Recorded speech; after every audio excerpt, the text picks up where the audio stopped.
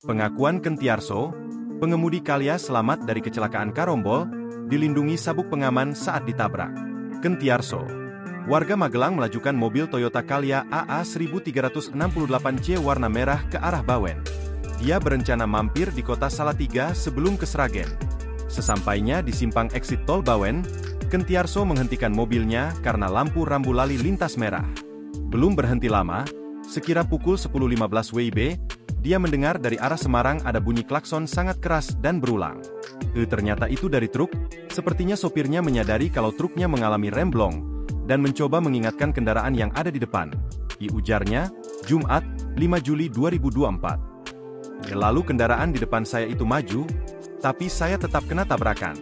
Ada dorongan dari belakang, hingga mobil yang saya naiki itu berputar 3 kali.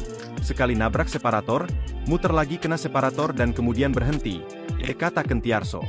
Dia mengaku kaget karena di kolong mobil yang dinaikinya ada sepeda motor.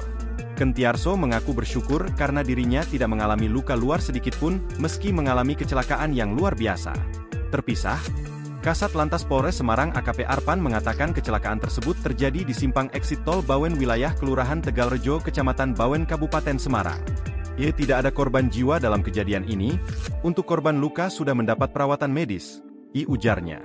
Arpan mengatakan kecelakaan Karambol ini disebabkan karena rem dari trailer H8121 Jeki tidak berfungsi sempurna. Kendaraan yang terlibat dalam kecelakaan ini adalah Calya AA 1368C, truk trailer H8121 Jeki.